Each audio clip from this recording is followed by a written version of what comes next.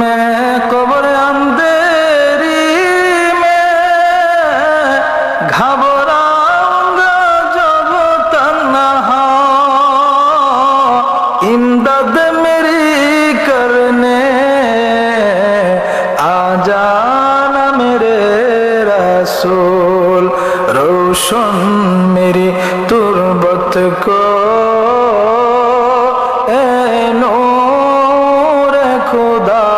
करना, जब वक्त नज़ा आए दीदार आता करना। फमन काना यरजू लिक़ा रब्बिही फल्यअमल अमलन सालिहा। मुसलमान भाइरे আমার, আল্লাহ রাব্বুল আলামিন এই পৃথিবীর মানুষদেরকে জানিয়ে দিলেন, এ পৃথিবীর মানুষ, তোমরা যদি আমি আল্লাহর সাথে সাক্ষাৎ করার আশা রাখো, তোমরা যদি আমি আল্লাহর সাথে দেখা করার ইচ্ছা পোষণ করো, তাহলে তোমাদেরকে নেক আমল করতে হবে, তোমাদেরকে নেক আমল করতে হবে। নেক আমল যদি করো রে, আমি আল্লাহ তোমাদের সাথে দেখা করে নেব। সুবহানাল্লাহ।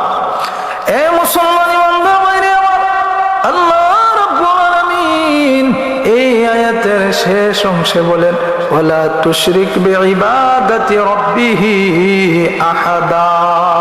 আরেকটা হলো, তোমরা আমি আল্লাহর সাথে যদি সাক্ষাৎ করার ইচ্ছা পোষণ করো, আমি আল্লাহর সাথে যদি তোমরা দেখা করার ইচ্ছা করো, তাহলে তোমাদেরকে ইবাদতের ক্ষেত্রে কোনো গুনাহ করা যাবে না, শিরিক করা যাবে না, আল্লাহর সাথে কাউকে শরীক করা যাবে না। যদি এই দুইটা কাজ কোনো মুমিন মুসলমান করতে পারে, তাহলে আমার আল্লাহ ওয়াদা দিয়েছেন, আমি আল্লাহ অবশ্যই অবশ্যই তোমাদের সাথে সাক্ষাৎ করব। হে মুসলমান ভাইরা আমার, আমরা যদি আল্লাহ পাকের সাথে সাক্ষাৎ করতে পারি, তাহলে আমাদের জীবন ধন্য হয়ে যাবে। এই দুনিয়ার একটা নীতি হলো, এই দুনিয়ার একটা অবস্থা আমরা দেখতে পাইলাম যে দুনিয়ার কোনো দামি মানুষ যদি কারোর সাথে সাক্ষাৎ করার চিঠি লেখে অথবা ফোন কইরা দেয়, তাহলে আমরা কত আনন্দিত হয়ে যাই যে আমগুর মহল্লা, আমগুর দেশের এমপি আমার ফোন দিয়েছে দেখা করার জন্য। তাহলে কত খুশি, কত আনন্দ আমাদের, আর নিজের কত দামি মনে করি।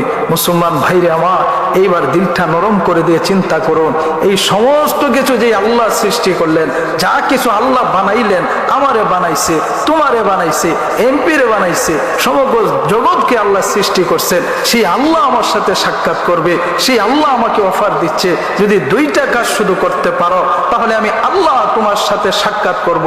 তাহলে বলুন তো দেখি আল্লাহ। এই জন্য প্রিয় মুসলমান ভাইরা আমার, আমাদেরকে সর্বহালতে সর্ব অবস্থায় সেই আল্লাহর সাথে সাক্ষাৎ করার ইচ্ছা করতে হবে, সেই আল্লাহর সাথে আমাদেরকে দেখা করার ইচ্ছা করতে হবে। তাহলে দুইটি কাজ করতে হবে। আল্লাহ রাসূল সাল্লাল্লাহু আলাইহি ওয়াসাল্লাম এই হাদিসে কুদসির মধ্যে বলেন, মুসলমান ভাইরে আমার, আল্লাহ পাক রব্বুল আলামিন হাদিসে কুদসির মধ্যে জানিয়ে দিলেন, পয়গম্বর আপনি আপনার উম্মতদেরকে জানিয়ে দেন যে মানুষগুলো আমি আল্লাহর সাথে সাক্ষাৎ করাটারে সে পছন্দ করে গো, আমি আল্লাহ তার সাক্ষাৎটারে পছন্দ করি। ওগো নবী, আমি আল্লাহর সাথে সাক্ষাৎ করাটারে যদি সে অপছন্দ করে, নবী গো আমিও তার সাথে সাক্ষাৎ করতে চাই না, আমিও সেই জিনিসটারে অপছন্দ করি।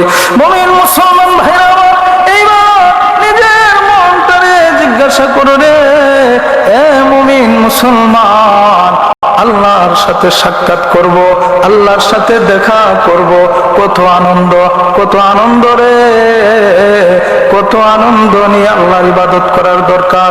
মুমিন মুসলমান ভাইরা রে আমার, আল্লাহ প্রত্যেক দিন বান্দার সাথে সাক্ষাৎ করার জন্য নামাজের মধ্যে ডাকতে থাকেন, হাইয়া আলাস সালাহ, হাইয়া আলাস সালাহ, বান্দা আয় আয় আয় নামাজের দিকে আয়, হাইয়া আলাল ফালাহ, আয় রে বান্দা কল্যাণের দিকে আয়।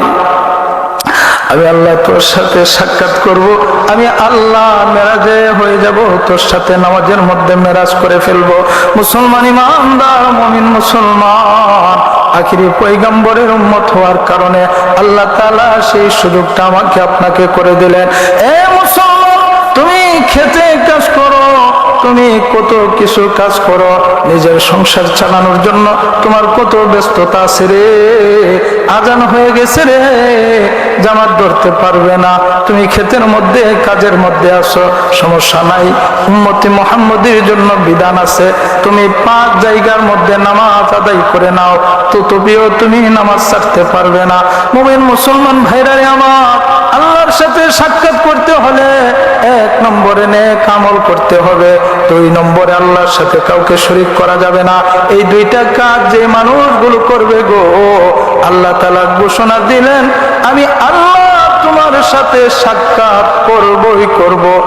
আর যারা নিজের ইমানের উপর অটল থেকে আসতে পারে, আমি আল্লাহ তাকে বেহেশত দান করে দেব।